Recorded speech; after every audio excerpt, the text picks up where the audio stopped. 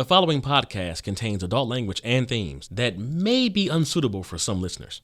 You've been warned. Where do we go from here? For the podcast, for the country, and even the world, where do we go from here? Well, I hope to answer that question today with the help of my awesome panel of different voices who are surrounding me right now. And with no further ado, this is Season 2 of the Going There podcast. If the funk don't kill him, the 808 baseline bump gon' get him. If the funk don't kill him, the 808 baseline bump gon' get him. If the funk don't kill him, the 808 baseline bump gon' get him. If the funk don't kill him, the 808 baseline bump gon' get him. If the funk don't kill him, the funk don't kill him. We're back, and now we're going there. Taboo topics are back on the table. So you might have noticed something's a little bit different. I mean, a lot different.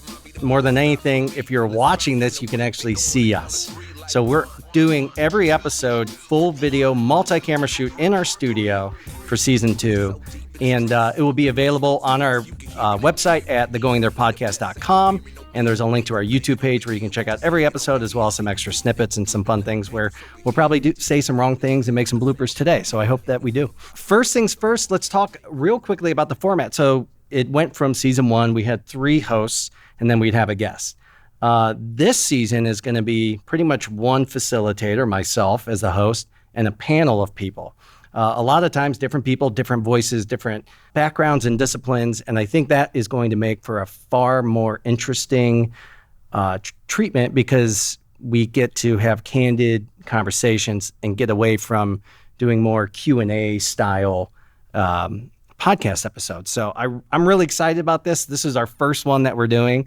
And I just think it's going to be great. And the reason it's going to be great is because we do have a great panel with us today. So let's go around and introduce ourselves. So let's start with Chris.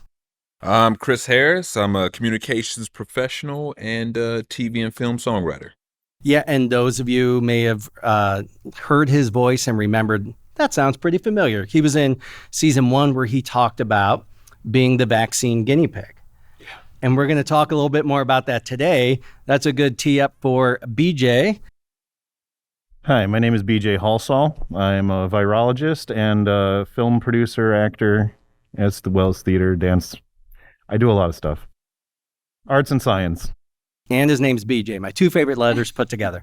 And next we have Rachel with us. Hi, thanks for having me. My name is Rachel Adela.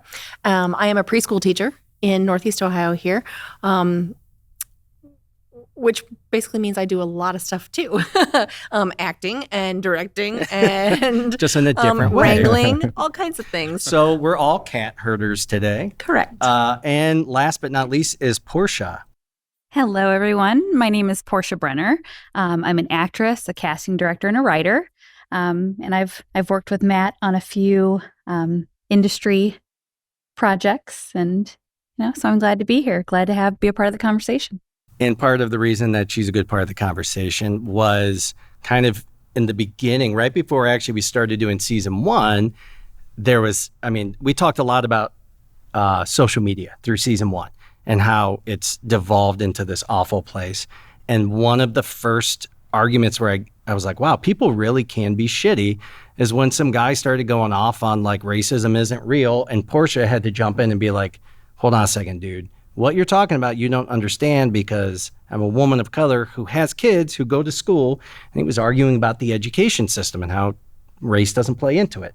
And I was taken aback that some basic white dude really thinks that he knows more than other people who experience this shit. And that's why, part of why I think you're great at, adding your voice and not being afraid to tell people to shut the fuck up. Thank you. So Season 1, anyone who listened to it understood like where we were. And so I've gone back and re-listened to some of it. And it's so funny because each episode is like a mini time capsule. It was like at that period of time, like we started it right after the 2020 election. And we're like, oh, things aren't going to get like, oh, the denials of votes and stuff. It won't get worse than this. And then January 6th rolls around. We're like, oh, it won't get worse than this. And then January 6th trials start and people are like, that's fake news. And so the question really is, where do we go from here? So let's start with, how has the last couple of years been for each of you? A blur. Yeah. What year was that season 1 started? Was that 2020? Yeah. Yeah. 2020, I just think COVID, and I don't really remember a whole lot from that. Yeah. Was there a 2021? Does anybody have proof that existed? Time is a flat circle anymore. Yeah. Yeah. I feel like 2020 was bad. 2021 was worse. I started 22 thinking that it was going to get worse. Somehow it feels better to me, but I'm still not sure. Right. It's so bizarre because I remember, even you can kind of hear it in our voices. I mean, we're heading into the dark winter. We're like, but this is it. You know, it feels like every 3 months we go, we're over this hump. This is it. And never became it. And not just with COVID, with everything. Have you guys had fallouts of relationships due to political, social? Absolutely. Oh, Absolutely. yeah, for sure. Yeah. I mean, I think, there have been some relationships that I've had to sever ties with, right? But I know where people stand, and I think that's valuable information. So even though, like, you might have a relationship with someone where, hey, this ends, that season ends, you know where they stand, and Yeah. if it doesn't align, you got to let it go. And I think the biggest thing that I noticed was initially it was being mad at people for having what we considered the wrong views, but then it evolved into feeling bad for so many people who believed things like the election was stolen and that COVID wasn't real and things like that. So it went from being willing to sever those relationships and being done with it to wishing you could connect with those people and help them. Not to say that we knew everything or I knew everything, but Right. just wishing things weren't so divided. Have any of you tried to reconnect with people who you felt bad about? Because I personally have, and they may as well have just been like, no, fuck you, I'm glad that you're gone. Yeah. It's hard. It's hard. I think the word that I would use to sum up the last 2 years would be exhausted. And I am tired on a bone deep level of having to explain why people should care. And I don't feel compelled to explain it. I don't mean that it's my job to educate everybody on why you should care. But it's hard to feel like I care about this and it feels like a common sense thing. Why isn't it important to you also? Yeah. Even if you don't agree with the politics or you don't agree with certain aspects, like, why are you apathetic about the idea of people suffering? Or why are you apathetic about the idea of, like, people dying? I hated wearing a mask. I hated it, but I did it because I understood why we were doing it. Yeah. And I didn't think it was a little freedom that I was willing to give up because I understand that it's, the sun doesn't rise and set in my backyard. Wait, it doesn't? Not You this guys, week. take this down. The No, sun it's- does not set or rise in Rachel's backyard. You heard it here. Yeah, I mean, it's Going There podcast. I share anything that won't get my wife or anybody real close to me in trouble. So I'm happy to share it. Like, there's a huge fallout in my immediate family. And I've become the black sheep because I'm immunocompromised. I have asthma. And my certain people refused to get vaccinated. And there was no conversation. And when I tried to appeal to their empathy and just like sense of humanity, it was kind of like, well, why do you care what we do? And it's like, because I still want to be a part of the family. And so it's really hard to, like, you used to think that you could appeal to people's sense of empathy and humanity. And some of that has just gone out the window. So there's no better place to start than let's talk about specifically COVID. Chris, you, like we talked about in season 1, were a test subject for the vaccines. And then you went back and did the new round too when they were doing the boosters, right? Yeah. And it started in 2020 when my son got COVID. And it was a really scary time, right? We didn't have a whole lot of information. And yeah, as a parent, I'm just worried about his well-being. I mean, we all were. So I joined the Pfizer trial. And then once they made a booster, they invited me to the booster trial. So this guy is fully vaxxed and boosted, and he tested for you. Don't forget that. And you. And me. And you. And mostly me. And we also talked about it in your episode. Like, it was really important, I think, that a person of color was a proponent of the vaccine. Because even people who were politically aligned with us were like, oh, no way I'm getting vaccinated. Even some people who I was surprised about were very anti-vaccine. Yeah, absolutely. I mean, look, even I had family members who were just very hesitant, right? And I can understand that. They're coming from a place of love, but I don't want to sound corny or anything, but I felt like this was like my duty. This was the one thing that I could do to hopefully make a difference. And it's a small piece, because there are a lot of people that were doing this, but yeah, it was for everybody. I think it's my lack of awareness of understanding how much distrust there is of the medical community from the Black community. For sure. For good reasons in a lot of the cases, I think. Portia, BJ, what have your guys' experiences been with that whole dynamic of the distrust of the medical community and pushback on vaccines? You're the virologist, so I'll take your lead. All right. So yeah, to me, it's a no-brainer. I grew up during AIDS, the worst part of AIDS. So when I was 10 years old, it was 1990. People were coming down with AIDS every day. HIV was the virus at the time that everybody cared about, and that led me to want to make a cure for AIDS. And I got as close as I could. I made an HIV vaccine in 2004. But there are a lot of steps in making a vaccine. So one of the early steps, didn't seem like it was going to go better than any of the others. So we had to stop. But I got that far in my goal. So to see people actually think that vaccines are bad, it blows my mind. I don't understand it. There's not going to be one person in the world that can explain to me why somebody would think a vaccine is bad. What do you think the biggest misconception is about vaccines in general? Well, and I wanted to look up this guy's name, although I don't think anybody should hear his name. There was a doctor back in the early 2000s who wanted to try to combine autism with vaccines, and nobody could replicate his data. There was no logic to what he was saying, and we disproved it a long time ago. That's 20 years ago. So it's like, I don't understand why people today still think there could possibly be anything wrong with the vaccine. Well, because you have an actress from the 80s who wrote a book, and people, take it as the gospel. You've saying, got some D-list celebrities saying, this is my way back in. Yay. Exactly. Wait a second. Kevin Sorbo's not D-list. Oh, how dare you, sir? He was Hercules. He is, since he cut his hair. Yeah. Yeah. You're right. What was her name though? The actress who's married to Donnie Wahlberg. I can't. Jenny think of her McCarthy. name. Jenny McCarthy. Oh. She's like, my child has autism and it was because of a vaccine. I'm a mother of a child with autism. I'm also a mother of a child who is immunocompromised. And if the trade-off were my child being autistic to save her life, especially when we know that that's not true. Mm-hmm. But if I were rolling the dice, I would roll the dice to save my child's life and prevent them from a lifetime of, even disability from an illness that could be prevented. Yeah. And the sidebar to that is autism is not, why the stigma with that? Yeah, absolutely. So what? Yeah. Honestly, I think I got a room full of little kids, all right? I've seen a lot of behavior, a lot of personalities.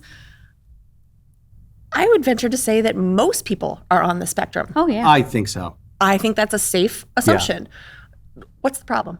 Yeah. What's wrong with that? Yeah. So if a vaccine amplifies it or brings it to the forefront, so and again, what? if they found the evidence that it actually did, then you adjust the vaccine. But the fact that there is no evidence is why there's nothing you can do. And there's so many things that we don't know when it comes to science and medicine, right? So many unknowns. That's why it's research. That's why probably most of what you do is still research and reading and trying to figure it out, right? Yeah. If you stop learning, you just stop growing and you just stop as a person. Yeah. So the problem was, of course, these people come out and they say it, and it's like they're a celebrity. And then when another celebrity comes out, you should get vaccines. Celebrities should stop telling us what to do. It really boils back down to probably the theme of all of these things that we talk about is people don't care about information. They care about affirmation. I already feel this way, so I'm going to find shit that tells me exactly that. They seek out the echo chambers. Yeah. And I've done my own research. Dude, Googling is not researching. Like typing in stuff, I'm doing research right now, honey. I'm watching porn. Like that's not research. You're finding blogs deep on the web, kevinsorbo.com, and you're reading these things going like, this is research. These are facts. And I used to like Hercules a lot. It was a great show. A lot. A piece of your childhood Hercules, died. Xena, oh my god. And Hercules was like in the top 3 contenders for Superman. And who got Superman? Dean Cain, another Kevin Sorbo of our day. Heartbreaking. That's a whole. We watched 2 of the most epic heroes turn into psychopaths. What happened? Stop killing our childhood. Yeah. Please. I know, please, seriously.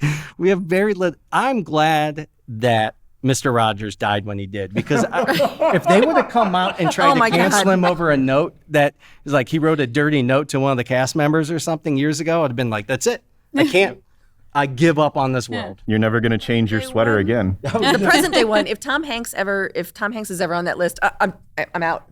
I'm Remember, dipping out. he was one of the first people who got COVID, and you're like, you better not take Tom Hanks. Don't you dare. The poor guy's been stranded on an island, Well, Fred Savage right now is under investigation for something, and it's like the wonder.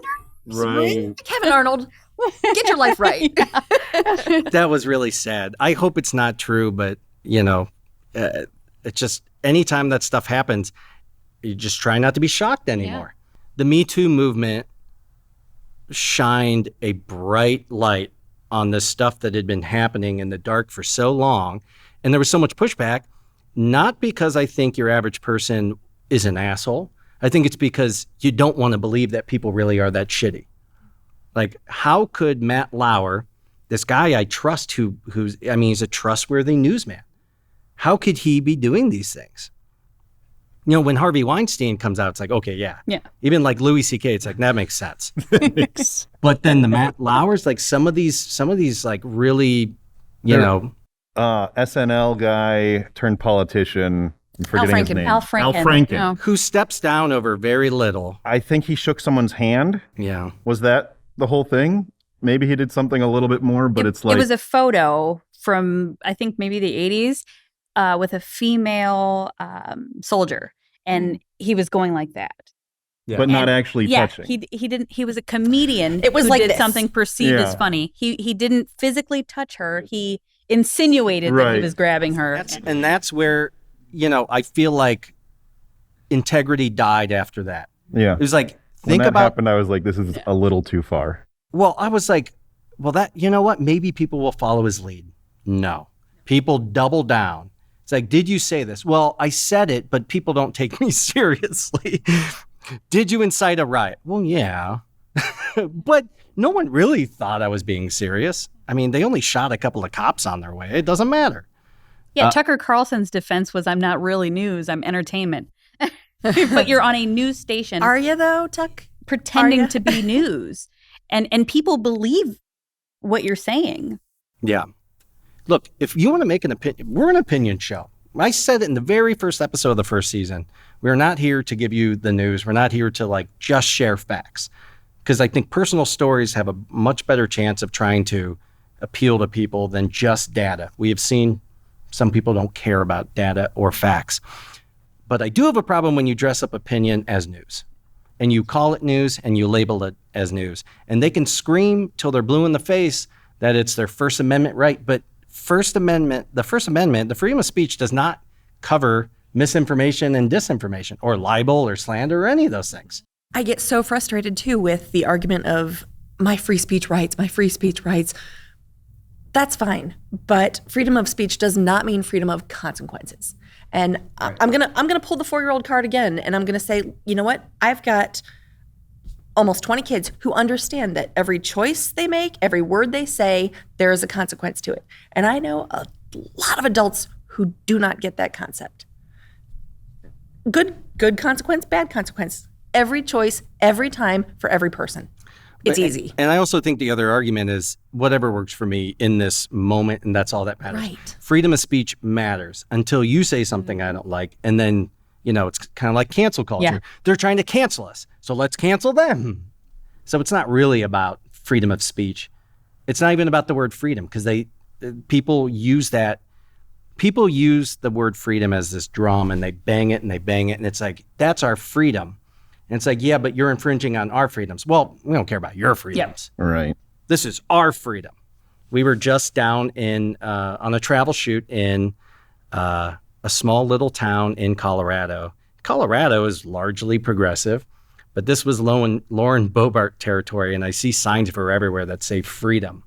Yeah, it's annoying, and yeah, it's kind of funny, but it's also really sad because they took a word that is meant for all of us, that especially is more important to some than others, some who had to fight, pretty much everybody but me and BJ at this table had to fight to earn it, through the years.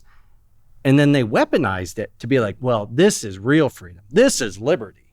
What you're talking about, homosexuals having freedom? Nah. Black people having freedom? Come on. It's weaponized horseshit. So there's two things that I want more of in my life, and that would be rhythm and booze. And so we're going to do a little musical break. Season 2, we are still continuing to have musical artists every episode. And our man here, Chris Harris, he was just in our studio where he performed some live music for an awesome crowd. And so we're going to listen to some of Rhythm and Booze. I gotta say this, she laced me, and now a baby is gonna embrace this concept of what good music is. A conscious, not a contest, but you'll never win with the nonsense. I honor this, and I'm proud of this. And now I'm in the house on the couch with my favorite psychologist and my favorite teacher, and all the features blew my mind like some speakers. It's really too bad I couldn't reach her, and that's the thing about it. I wish them all well, but you could tell some days I still think about it. I reflect as I'm sipping my brew. All I need is my rhythm and booze. Had you many to choose? If you feel it, then I'm speaking to you. All I need is my rhythm and booze, my rhythm and booze. Hold hands playing slow jams. Park the car in the dark just to slow dance. It's the only thing I'm listening to. All I need is my rhythm and booze, my rhythm and booze. This is not booze. But I'm trying to get into my rhythm. This is booze. That might be booze. We were talking about COVID.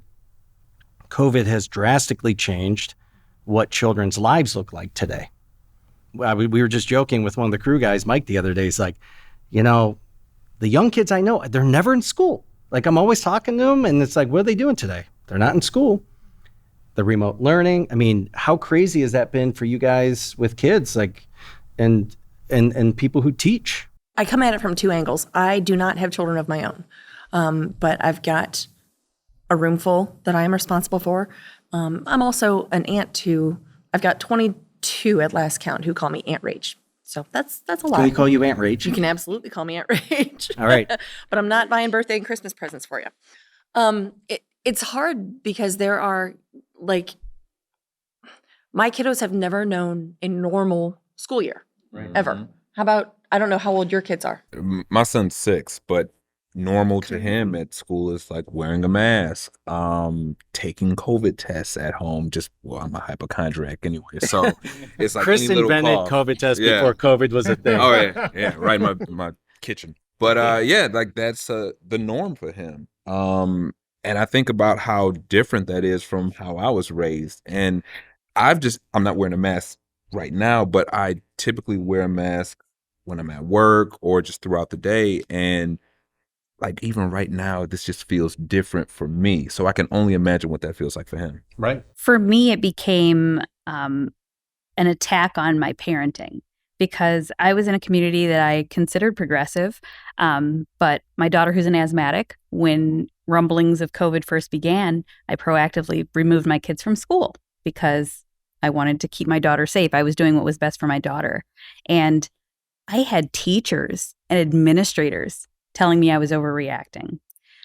So that was difficult. And then it made me question myself, like, am I doing the right thing? Am I overreacting? Or am I doing what I feel is best for my child?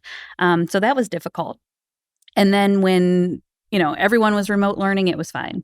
But then when we had the option to go back, because so many parents were like, I need my kid can't learn at home. Like, okay, but Why not? our district. Where am I supposed to get drunk? The kids at home, this whole When I thing heard is that, I'm bluff. just like, why not? Like, why can't they learn at home? And I mean, I understand that different people have different learning capabilities and ways to learn, but It also opens up a whole new can of worms of access, yeah, internet there is that. access, instructional access. If your kid's on an IEP, or if your kid has any kind of, like you said, the different learning styles, any kind of differences, sitting in front of a computer screen, I can't learn that way. I cannot.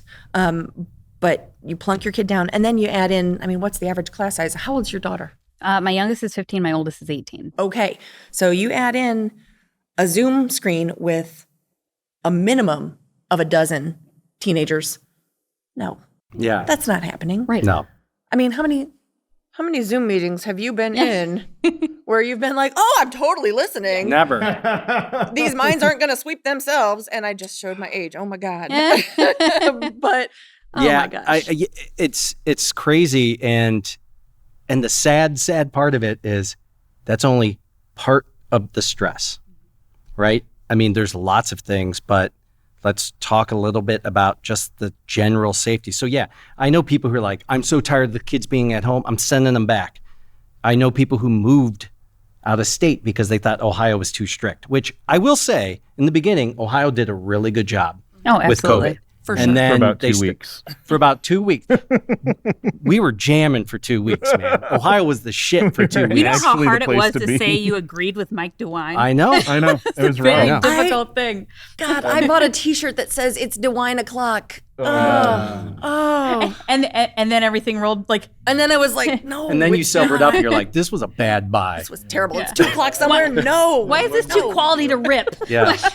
Why does I'd it say love made to in give China? a shout out to Dr. Amy Acton. Oh, Yes, absolutely. She was the heart and soul of the COVID protocol in the beginning. So Bless that when we woman. talked about that a little bit in, I think, your first episode where we were saying she was getting death threats. Mm-hmm. yeah, And simply by speaking the truth that the data and the facts showed. For doing her job. Yes. right. To help people. Oh, I want to kill you because you want to help me. And that's What where is that? and that's What, where how our stupid governor you have to be? Mike DeWine did a good job, was because he said, you do not attack her. If you have problems, you come to me. And so that was, I thought he did I was a really good- proud of him for I, that. I thought he did a great job. And then he gave into political pressure from the right, and everything kind of fell apart.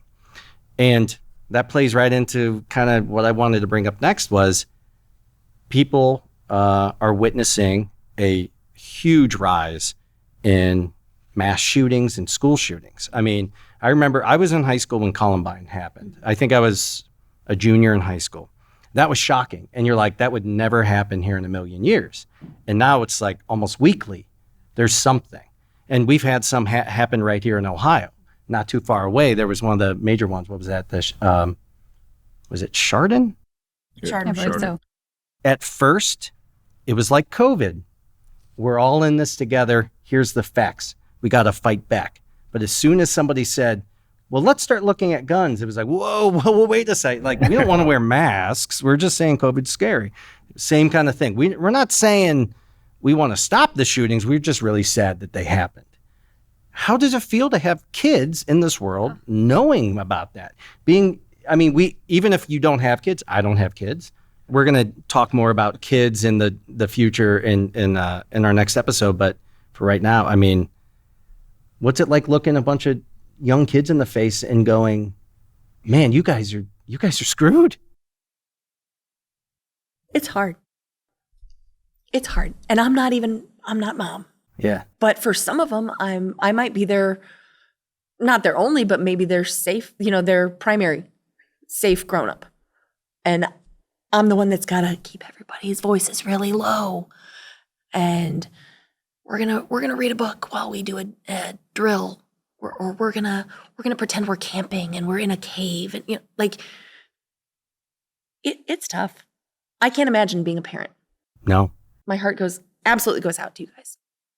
The most frightening thing for me now is how normalized it's become. Yeah. When we were kids, we did tornado drills. You Yeah. sit up against the wall and you put your hands over your head to protect from glass. Our kids now do lockdown drills, and they're in closets. They're practicing to be quiet. They're told, pick up the trash can and throw it if someone comes in. And it's like, that's not their job. And the teachers this past year in the district we live in were given those orange construction buckets from Home Depot with a shower curtain, hand sanitizer, different things in case a child needs to go to the bathroom during a lockdown. And now we get text messages. My older daughter, senior in high school, she just graduated, texted me. She said, "Hey, before you see it on Facebook, I want you to know we're in a lockdown." And the school hadn't contacted us. You couldn't get through, rightfully so. They had priorities. But I had to listen to a police scanner to see if I could hear what was going on. And the police in our community were very proactive and they were on top of things. But as a parent, to get that text message of, "Hey, just so you know," I could not imagine if that's the last text I got from my child. And thoughts and prayers do not comfort you when you hear it happens to other families. Thoughts and prayers. Oof, we're going to do an episode on that soon too. Thoughts and prayers are like some of the most offensive things when you're in action, or worse, reverse action on the other side of it. The amount of people who've sat there and said, "Oh, our hearts go out to them. We'll do something to change it." Well, That's asking way too much. That would infringe on my freedom. I guess the little bit of me that was still maybe naive or hopeful or optimistic, whatever word you want to use, was still surprised a little bit in what has happened over the last year with the guns and the shooting and the lack of, they finally passed some bills, but too little too late doesn't even begin to describe it. I'm glad they did something, but is it really going to change things? It's tough. It's tough to think about that, a school could be a place where a gunman could walk in and open fire on children, teachers, staff. It's just not something that I would ever fathom, right? Right. I work at a medical examiner's office, so I'm around death 24/7, basically. It's what the first thing that I see in the morning. And death has become very normalized in my life just based on the line of work that I do. But I got to tell you, I'm just really exhausted right now. I have to turn the news off a lot of times just because it's all that I consume every day. And yeah, I worry about just this world right now and where we're headed. And I wish I had the solutions, but I just don't even know. Yeah. The solutions, short term, are vote for people who have your kids' interests in mind. And I understand the kind of the disenfranchisement that comes with it, because let's be honest, there's extremes on both sides, and they're exhausting. But it blows my mind that the things that could have brought us together, that could have, united us instead of divided us, have somehow weaponized things that are just common sense. So we're talking about the vaccines, we're talking about COVID, guns and gun laws. Like, I just don't understand the trajectory we're on. It seems to be benefiting a very small few, and people aren't going to be around that much longer. We're just not focusing on what really matters and what's going to keep us around. As humanity, not just our kids, climate change. There was a big push just last few years of we need more coal. When every piece of data says that destroys our environment, we're not going to have a planet left to live on. Why are they still pushing it? Obviously, we know why. Their pockets are lined with something. Yeah, it's money, money, money. I do want to take a step back, though, and ask you, BJ, because you've been very vocal online. I tend to be, I guess. He told me before this episode, he's like, you're going to have to edit me like crazy. Yeah, I'm holding back so far. You're being objective, and I don't know how objective I can be. It's got to be beyond frustrating. We've talked about this, that you spend your life studying for a science, and you devote your energy and your passion and your skills to that.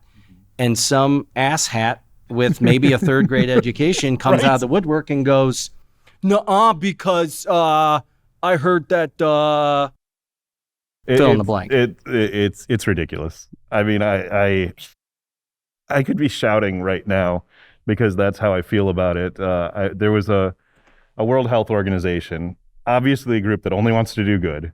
They don't benefit at all from what they're doing. Right. You know, and you've got people commenting, and the most vocal people who are commenting are naysayers, like the vaccine's not real, the virus isn't real, just do whatever you want. And I'm just like, okay, here's a few facts. And I'm getting like shit posted. Is that a term? Like these people are trying to attack me. I'm like, well, you know, I'm a virologist and I don't want to knock anybody's profession, but like, you know, I'll look at them and it'll be like, okay, I'm a mechanic. Okay, I mean, that's a very important job. But if we're talking about viruses and virology, who are you going to listen to? Some guy that works on your car or some guy who's actually made a vaccine for HIV? Right. Like, it just blows my mind. And oh gosh. And I'm so grateful for people like you who have dedicated their lives to that. And I wouldn't dream. I'm not a doctor. I didn't go to med school. I would never dream of walking into the American Medical Association and saying, all right, guys, hey, here's how we're doing this now. Right. I would not. I could see you walking in being like, I need to speak to your manager. Yeah. Oh, did you just call her a Karen? Karen vibes, huh? Oh, shots fired. He went there. No, but really, like, I mean, I would never dream of saying, okay, you went to school. The amount of like hubris and just like narcissism that it takes to question people. Yeah. Like that. Yeah. Experts in the field. Hey, if I need my car fixed, I'm coming to you. Right. If you need your body fixed, come to me. Exactly. BJ, let me ask you, what would you like to see us do just as a society as far as combating COVID-19? Like, maybe what can we do better? What aren't we doing that we should be doing? What should we stop doing? What should we stop doing? Well, basically everything. But, I mean, the main things are get vaccinated, be up to date on your boosters. That's kind of the same point. Vaccination and boosters is number one. Wear a mask. I was going to ask if we were all going to be masked today, but I know that we're all vaccinated, so I feel much more comfortable being here, and I would probably take off my mask because I do act without my mask on camera. But I do want to just show the people that... He looks like George Clooney under that, just in case you're wondering. It's not that hard to wear a mask. It sucks, like you said. It's an inconvenience. Nobody's saying it's great. My glasses keep I'm not fogging saying up. it's I'm like, great, do I look good? What does my face look like? What's it doing to my beard? I have to say it's an inconvenience. Like I still, when I fly, I'm one of like usually 5 people on a packed airplane wearing it. I'm asthmatic. It's not fun to breathe. Okay. It's incredibly and inconvenient trying to do for you. any kind of exercise. Yeah, you just can't. But back to what the things we can do and should do. Vaccinate. Wear a mask if you go outside your house because you don't know who else you're going to be dealing with during the day. I'm very happy to say that everyone here is vaccinated. And I would say be choosy about where you go and who you're spending time with, right? And that's my third point. There's not really a good reason to go out in public. And if you do, try to make sure everyone there is vaccinated and wearing masks. And unfortunately, that's been politicized because when you ask people, there are people who will get offended by it. And so I always just turn it back on myself and I go, well, I'm compromised. And so I'm trying to be safe. And so usually, I think the average person's like, okay, no, I get it. You got to do what you need to do. But you go hide in that corner over there and the rest of us will live our lives, which I hate because we would not be here right now if everybody had done what we were supposed to do from the beginning. Right. And that's the infuriating part. I'm not immunocompromised. My husband is. And I work in a petri dish. Like I might as well just, lick those little kids and just be like, all right, good, I got it now. I got vaxxed first before he did because I wanted to make sure that I didn't have any ill effects. And we wanted to make sure that when he eventually got it, because we knew he was going to, we wanted to kind of have a baseline, for our household. And when people say they're not vaxxed, I'm like, thanks. Yeah. That's personal. It's like, why are you trying to kill my 101-year-old grandma? Yeah. Right. Well, the big excuse was, well, I mean, they're old and they already have other problems. Oh my gosh. My cousin actually said that. Yes. I was like, what the fuck is wrong with you? Yeah. Name checked and everything. My goodness. We'll switch it out in post. What the fuck's wrong with you? The craziest argument I heard was that what if they cured with a vaccine in our lifetime. And I'm like, I had chickenpox. Polio. My kids didn't have chickenpox. Smallpox. Like, There would be people who would get upset because I'd say, we're trying to be really careful. And they're like, yeah, but we know that you went somewhere. And it's like, yeah, but you don't know you don't know the parameters and the context of where we went and how we did things. I'm very careful. I pretty much don't hang around with unvaccinated people. Yeah. And if they are unvaccinated, it's for a very good reason. And I never said, I posted one time, like, if you're eligible, you need to get vaccinated. People are like, well, I'm not. And I'm like, I said eligible. There are some people who were not eligible at certain times. There were still studies that were out.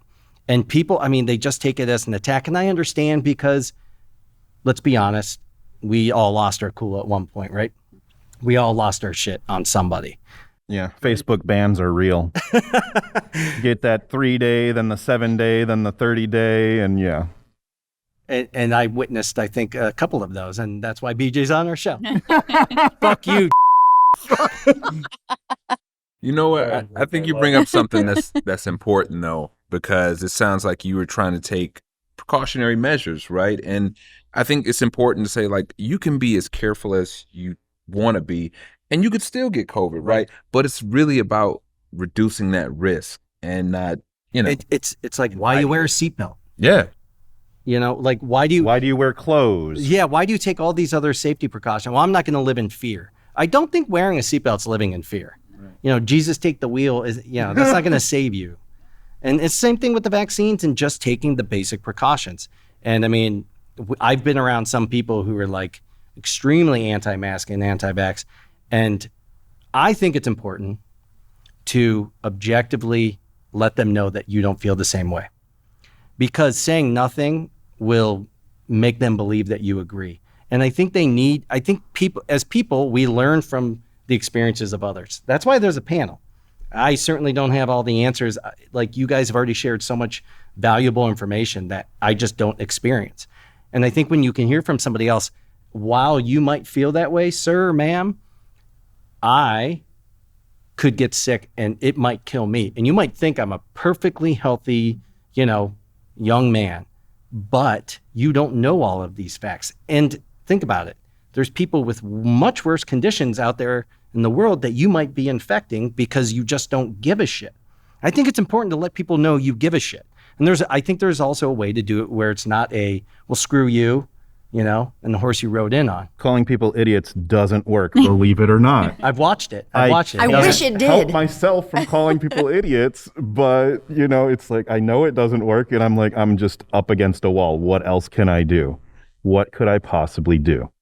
There was another person who was supposed to be at the table today, and he called me 2 hours before we started and said somebody at work was exposed to COVID and I can't take the chance.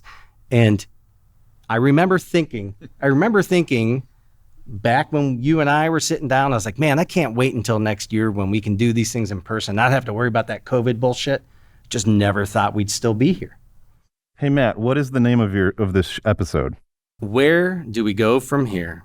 So in March of 2020, I decided to write my first feature film.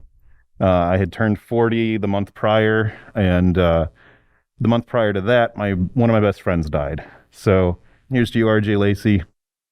That same night, one of my other best friends, Quentin, he called me. And I'm like, Quentin never calls me.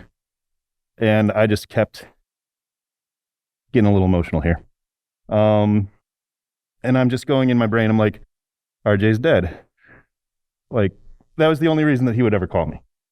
I just braced myself for it, and the news hit. Our best friend RJ had died.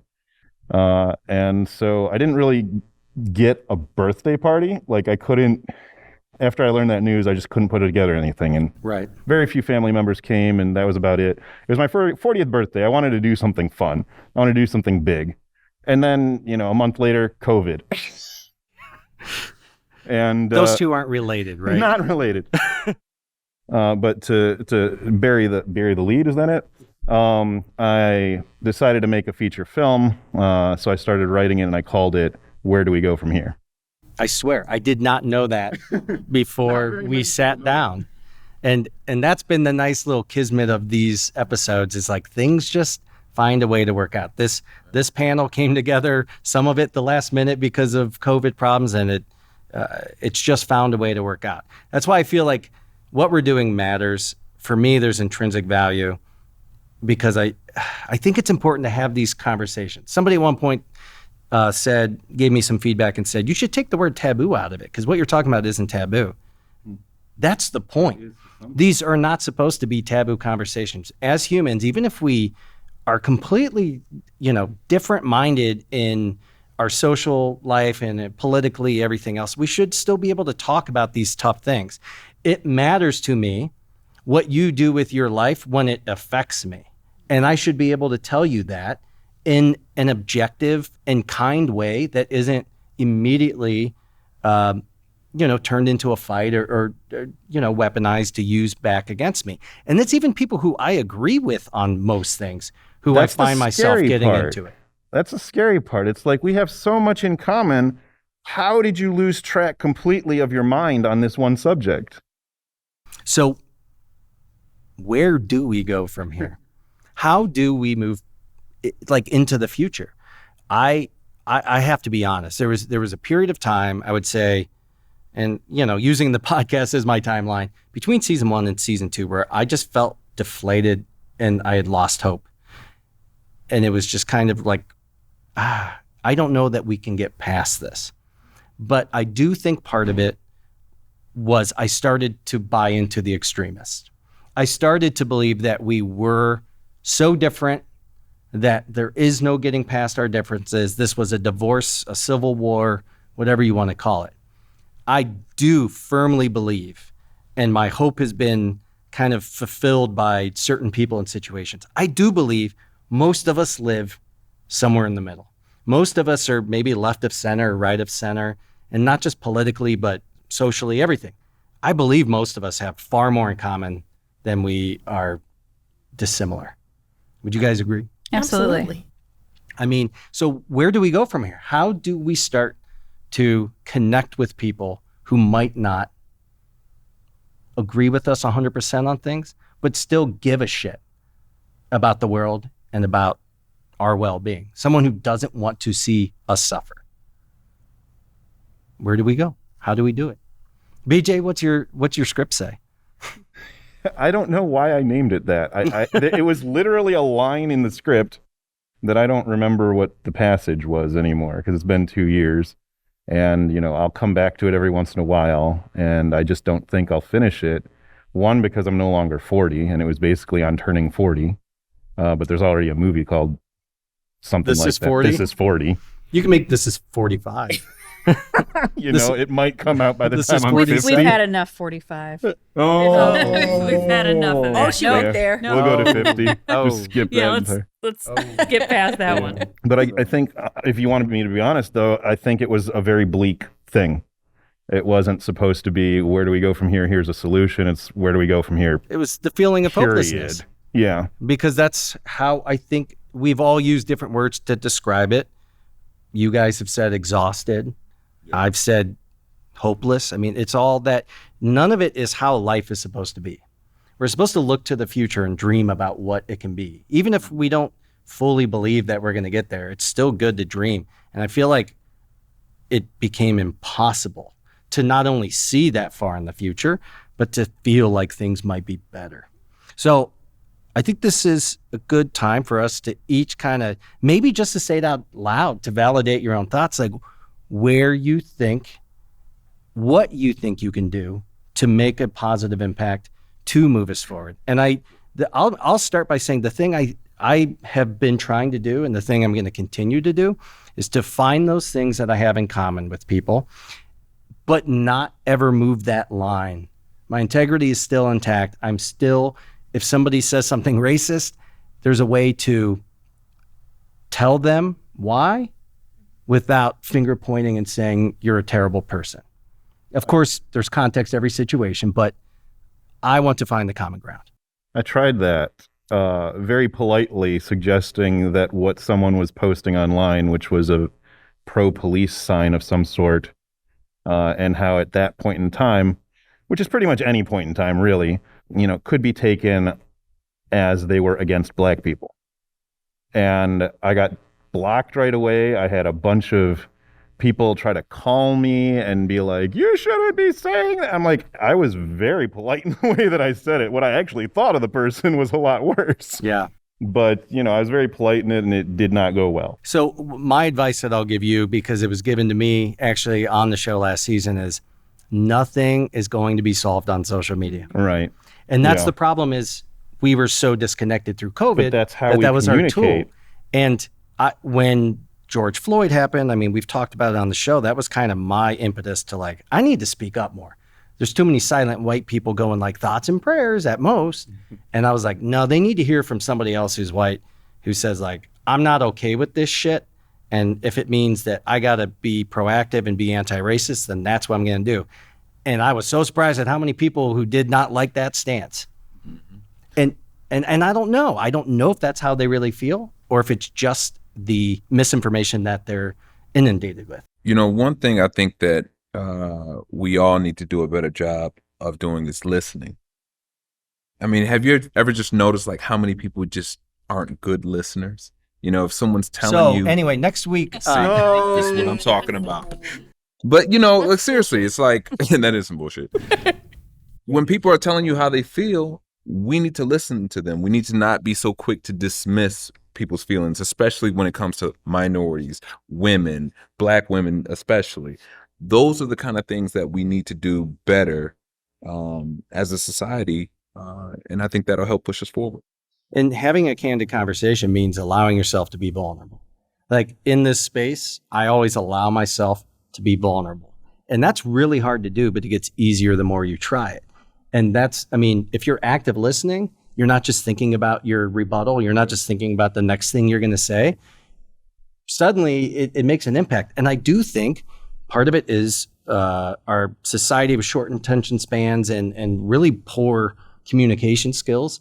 And it's not always that the person is, again, coming from a shitty place. It's just they do not have the ability that they know of to sit there and listen to you and take it in. Because it is important. Like, how could you hear Portia talking about her child being discriminated against, like she was yelling at somebody online, and not care? It's like, can you not see that as your own kid? Can you not empathize with what it feels like to be? Empathy seems to be the biggest problem. It's like half the world has it and half the world doesn't. And I don't know how to train somebody to be empathetic. Right. Like, how do you... I want you to feel something. Exactly. Well, I think what do you do? I think you answered your own question. You continue to be empathetic. Yeah, teach by example, but... And it's so hard. It's one of the hardest things to do. I tell you what, therapy has helped me become more empathetic. And that, I think, is probably one of the best decisions that I ever made in my life, was just going to therapy. And I've been in therapy for over a decade now. And I didn't realize just how much empathy that I had. And I was just this empath of a person. I think everybody could benefit. Everybody You are should be in so therapy. right. We talked about it briefly. We're all more or less the same age group. You do not spend 4 decades walking this planet and not have something that you need to talk about. Yeah. That's it. And the people who need to hear that more than anything are the older generation, because there's still the stigma. Even people who I think are very well centered are like, well, because it's like, what we used to do. We used to push those feelings down and drink them away. Yeah, that's why we're having this conversation. Unfortunately, and it goes back to what I said to BJ, we all go to therapy for the people who won't go. That's absolutely correct. I was 30 years old, and I had all 4 grandparents until I was 30. I had just lost my grandpa. My sister was going through a divorce. I called off a wedding. I was having a hell of a year, you guys. And I found out that I had never known before, but my family has a pretty long and storied history of depression and anxiety. And I thought, this would have been a lot more helpful to know this last week, just last week even, years ago, but a month ago, last week. And it was like the kick in the pants that I needed to say, oh my God, it's not just me. I got to talk about this to somebody. And I was feeling so alone prior to that. you're absolutely right. There's a massive empathy drought, and I don't know how to teach it, but I think being the safe space for other people, but still maintaining boundaries so you don't take on the weight of everyone else at the same time. Yeah, we talked about it a little bit last season. There's a book of like bad communication habits, and I always say, I'm the perfect example of like, I'm a co-opter. You'll tell me about your problem and I'll tell you how I understand. I'm trying to connect, but sometimes I co-opt the story and then it becomes about my story, right? And some people are quick fixes. Well, if you're having anxiety, you just take some pills. Okay, next subject. And some people are just the person waiting to say something instead of actually listening. So we all have these bad communication styles, but I do think that when we go to therapy and we're listened to, at some point you finally become tired of talking about yourself, and then you actually do learn to be a good listener indirectly through it. And I think it's a generational thing, and I also think there's a big toxic masculinity thing where men are like, yeah, we don't have to talk about our feelings. John Wayne be a bullshit. man, right? Yeah, be a man. What does that mean? Like, what does that mean? That means that you're a repressed, angry, pent up incel who's Suppress waiting your to go feelings, shoot somebody. It's whack. Being emotionally intelligent, men being emotionally intelligent is a turn on to women. I'm just telling you. It is, because we are not rehab centers for men who are emotionally unavailable. Well, some of you are, but not anyone at this table. We're too tough. It's like, dude, there's nothing tough or cool about being somebody who is either emotionally unavailable or just like so messed up and unwilling to talk about it that you take it out on everyone around you. And it happens all the time. So we have middle ground. We have therapy. Portia, putting you on the spot, what would you like to see happen, or what are you going to challenge yourself to do to see where we go from here, somewhere positive? It's like, what do you do? What can you do outside of your own environment? My biggest thing is making sure that I ensure that the people within my own household are empathetic and take care of themselves mentally and emotionally, because there's enough of it out there. I don't want anyone in my house walking out there and putting in more negativity. So a lot of it is just focusing on yourself, keeping yourself mentally healthy, because if you allow all of the craziness, I got rid of social media after in light of the George Floyd situation, because it was making me sick. I was wondering where you went. Yeah, I and that was so hard. It felt like falling off the earth. So many people thought something catastrophic happened, but no, I had to prioritize my mental health. So just continuing to prioritize, myself, because I can't be a better person for the world if I'm not being a great person for myself. And you're bringing about the next generation of mentally healthy people. If more parents had that mindset, that's not nothing. Sometimes all you can do is affect your bubble. Portia, let me ask you, because I think you make a great point when you talk about taking care of your own mental health. I like to think of us as like these cups, right? And we go throughout our day and certain people add to our cup and a lot of people take from our cup, right? What do you do to refill your cup? Like, what refills Portia? Oh my goodness. I'm a mom, so mine has the spout. I'm constantly pouring out, but just knowing that I am providing that balance for, refilling my kids' cup from what the world throws at them. You know what I mean? Just making sure that I provide the love and support that I wish I had at those ages. Do you know what I mean? Like, I don't want to speak for all moms, but me as a mom, that has become my purpose, is ensuring that they feel loved and supported. So it's a victory for me when they've had a good day, because there's a lot of times when they don't, because of all of the political things and just social, drama and the things of the world. Even the kids hearing the news is emotionally taxing. So, I refill myself. Does a bottle of wine help? Yeah, that'll refill you. Yeah, that'll refill your cup. Yeah, balancing the whole, therapy approach, but, still keeping some old school tactics there. Well, I just want to thank everybody for being on this first episode and for going there and for even name dropping some family members. Sorry. Damn it. You guys give me hope about where the season is going to go and where the world's going to go, because the more people who think like you and the more people who act like you guys, the better off we're going to be. And I think if, again, we can act with our integrity regardless of what other people are doing. I'm hoping more people will catch on. I'm hoping more people will see. And I do believe that we have much more in common with our fellow man than we are different. And the truth always comes out, right? The truth will always have to come out at some point. We will look back at this time and they will see who were the heretics and who were the rest of us. Does anyone else have anything they'd like to add or drop or promote? I would like to say that Brad's new job, the latest film by The Freak Show, my production company, just earned 7 awards last night, the most out of any film for the 48-hour film project. That's awesome. Is that That's for great. Cleveland? Cleveland's, yeah. Yeah. Is there a website that they can go to, people can go to and see it? If you go to The Freak Show, that's THE space FREKE space SHOWE on YouTube.com. Perfect. Remember the spaces because you might get a whole different level of content. Yeah, you might just go ahead and put that lower third right there. That's a slippery slope, my friend. Because I'm a weirdo, I even spell The Freak Show weirdly. So I love it. Chris, where can everybody check out your music? Oh boy. Hey, Spotify, Apple Music. You can search under DJ Skrilla. Make sure you spell Skrilla with the $sign, CRILLA. And yeah, got a lot of exciting stuff for the rest of the remainder of the year. Some of these faces and voices will definitely reappear in the rest of the season. And so I just want to, once again, thank you guys for going there with me, for kicking off season 2. And we'll see you guys next time.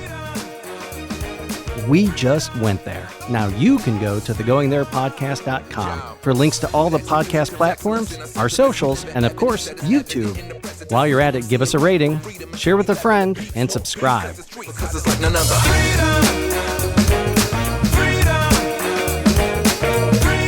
This podcast is made possible by its hosts and Frame One Media in association with Lindsay Baker, Joe Calley, and Bobby Thomas.